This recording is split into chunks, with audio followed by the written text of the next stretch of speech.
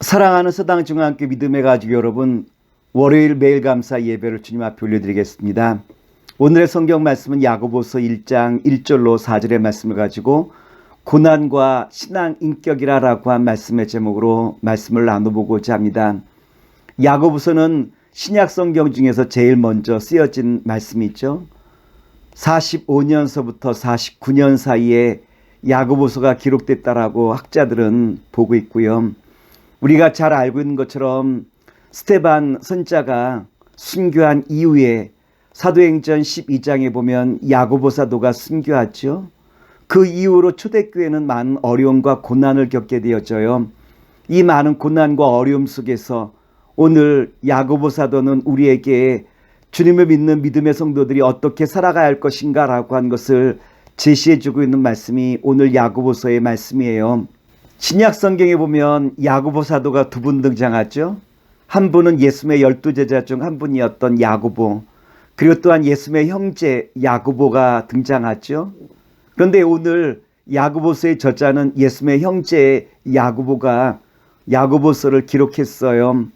그리고 또한 이 편지의 수신자는 누구냐로 말하면 서두에 말씀드린 것처럼 초대교회 많은 고난과 어려움을 겪고 있었던 흩어진 유대인들이 오늘 야고보서의 저자예요.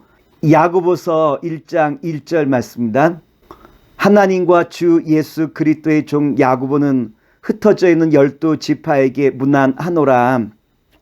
그런데 야고보 사도가 고난당하는 기독교인들에게 뭐라고 말씀하시고 있냐면 그들을 향하여 위로와 권면의 말씀을 전하기보다는 너희 믿음이 어디 있는지 확증하여라 라고 말씀을 전하시고 있죠. 너희 믿음이 참된 믿음인지 아니면 거짓된 믿음인지 그것을 분명하게 드러내라 라고 한 것이 야고보 사도가 야고보서를 통해서 우리에게 전해주시기 원하시는 말씀이에요. 야고보서 1장 2절의 말씀입니다. 내 형제들아 너희가 여러 가지 시험을 당하거든 온전히 기쁘게 여기라. 일반적으로 사람들은 어려움을 당하면 왜라고 질문해요. 왜 내가 이와 같은 어려움을 겪습니까? 왜 나만 이 고통을 당합니까? 왜라고 질문하기가 쉽죠. 그런데 야고보 사도는 왜라고 한 질문보다는 어떻게라고 질문하는 것이 옳다라고 우리에게 말씀하셨어요. 고난 속에서 나는 어떠한 방향으로 나가야 됩니까? 라고 하는 그 방향성을 주님 앞에 물으라라고 한 것이죠. 이것이 살아계신 하나님을 믿는 성도들이 나가야 될 방향이라고 하는 거예요. 시험이라는 것은 참 다양하죠. 여러 가지 시험이 우리 가운데 다가올 수 있겠죠. 여러 가지 시험이 우리 가운데 다가올 때 우리 성도들이 나가야 될 방향은 어디 있느냐로 말하면 인내라라고 우리에게 말씀해 주시고 있어요. 많은 사람들은 인생의 풍랑과 태풍이 불어오면 모두들 싫어하죠. 왜냐하면 삶을 어렵게 만들기 때문에 그래요. 그런데 바다의 풍랑이 일 때 그 바다의 그 물결이 아래 위가 뒤섞이게 되어지고 혼탁했던 물들이 아래 위가 섞이면서 신선한 공기가 들어감으로 말미암아 썩어져 가던 그 바다가 다시 새로운 생명을 얻듯이 고난이라고 한 것은 우리로 하여금 주님을 더욱더 의지하고 바라보는 시간이 되기에 우리 믿음의 성도들에게는 절대로 필요하다는 것이 야고보 사도가 우리에게 전해주시고자 하는 말씀이에요. 그래서 야고보 사도는 각 처에서 지금 고난을 받고 있는 기독교인들에게 뭐라고 말씀하시고 있냐면 기쁘게 여기라라고 우리에게 말씀하시고 있죠. 왜 우리가 기쁘게 여기냐라고 말하면 야고보서 1장 3절에 우리에게 이와 같이 말씀해 주셨어요. 이는 너희 믿음의 시련이 인내를 만들어내는 줄 너희가 알미라. 야고보 사도는 인내를 통하여 너희가 진정 믿는 사람인지 아니면 믿음의 모습만 가지고 있는 사람인지 분명하게 드러난다라고 우리에게 말씀을 전해주시고 있죠. 말씀드린 것처럼 야고보 사도는 우리 믿는 성도들에게 여러 가지 시험과 어려움이 다가올 때 기쁘게 여기라라고 말씀하시며 그 기쁨을 통하여 우리가 인내를 만들어낸다라고 하는 거예요.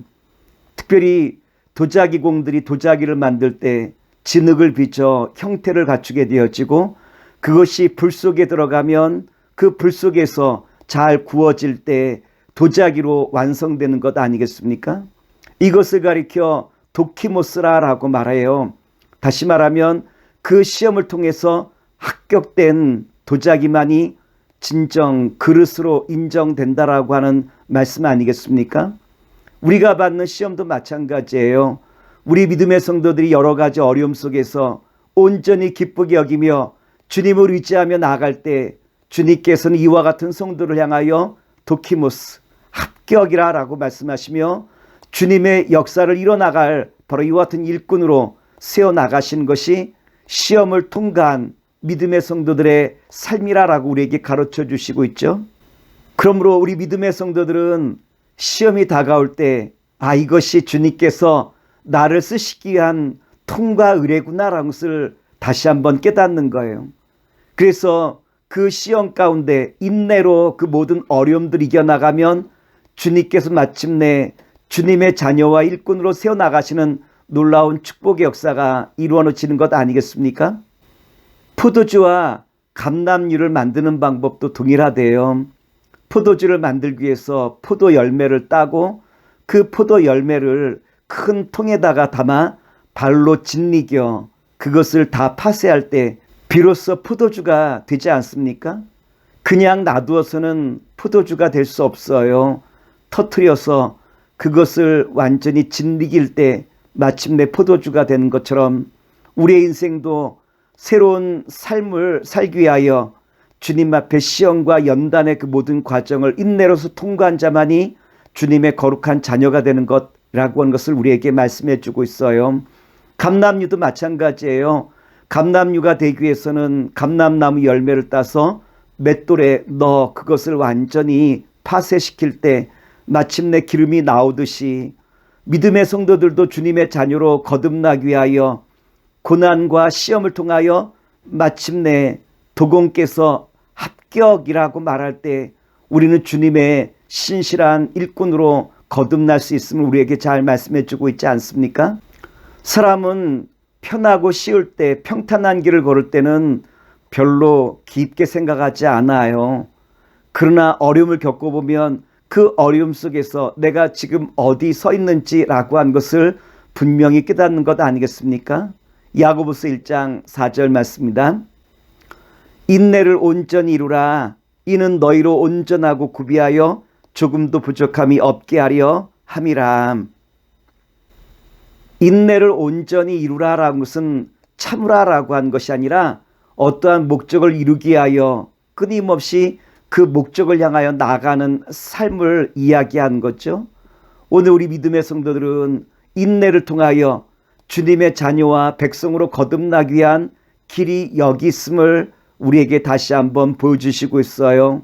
어려움 속에서도 주님을 더욱더 신뢰하며 주님께서 우리의 모든 삶 속에 주 크신 은혜와 주님의 사랑으로 인도하심을 내가 확신하며 믿고 나아갈 때 주님께서 이와 같은 영혼들을 통하여 다시 한번 그리스도의 계절과 주님의 영광을 감당할 수 있는 일꾼으로 삼아주심을 다시 한번 마음에 확신하면서 모든 어려움 속에서도 더욱더 주님을 의지하고 인내로서 승리해 나가는 주님의 거룩한 자녀와 백성 되시기를 기도하겠습니다. 기도합니다.